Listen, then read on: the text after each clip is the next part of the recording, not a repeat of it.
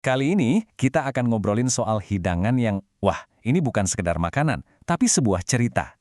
Yup, pempek. Kue ikan dari Palembang, ini tuh punya kisah yang seru banget loh.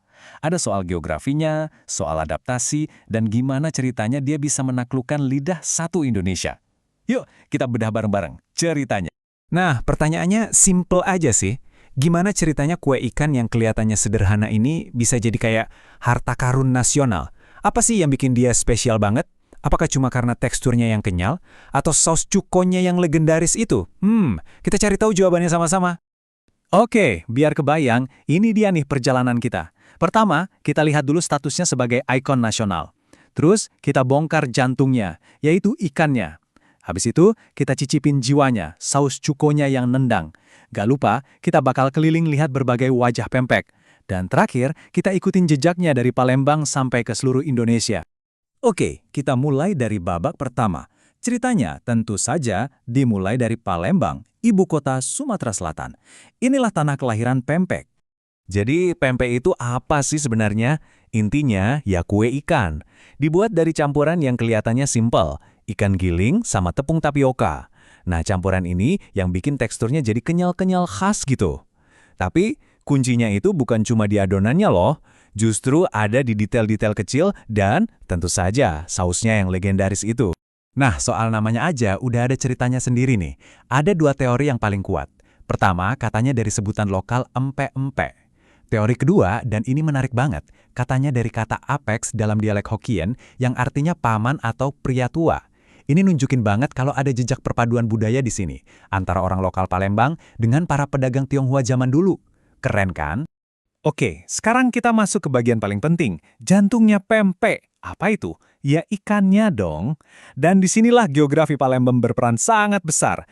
Jadi gini, resep pempek asli itu benar-benar cerminan dari kekayaan Sungai Musi.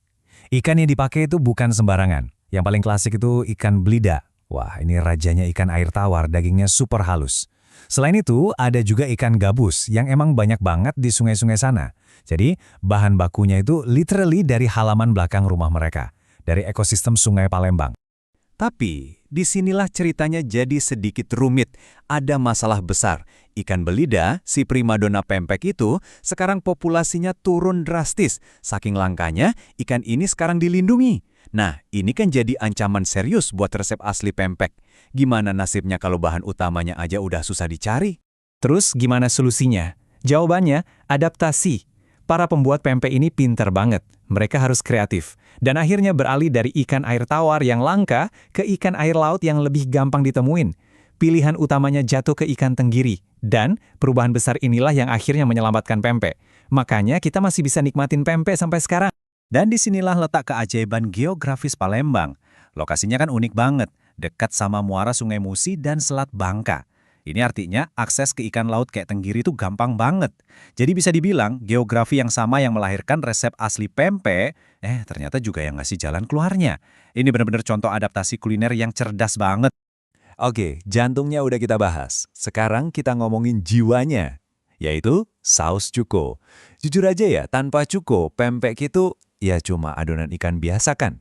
Cuko itu bukan cuma saus cocolan loh, dia itu penentu segalanya. Cairan gelap yang kental ini, dialah yang ngasih ledakan rasa manis, asem, pedas yang langsung mendefinisikan apa itu pempek. Bikin nagih. Jadi, gimana sih formula rasa yang dahsyat ini dibikin? Gini nih resepnya. Fondasinya itu manis dari gula aren. Terus, biar seger, dikasih tendangan asam dari asam jawa atau cuka. Biar wangi dan dalam rasanya, ada bawang putih. Buat yang suka pedas, ini dia jagoannya, cabai rawit. Terakhir, sejumput garam buat nyimbangin semuanya.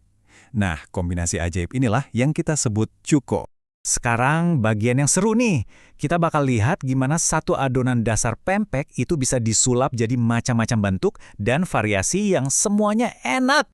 Nah, ini dia beberapa bintangnya. Ada si kapal selam yang paling ikonik, yang di dalamnya ada kejutan telur utuh. Terus ada lenjer, ini bentuk klasiknya, yang panjang kayak silinder.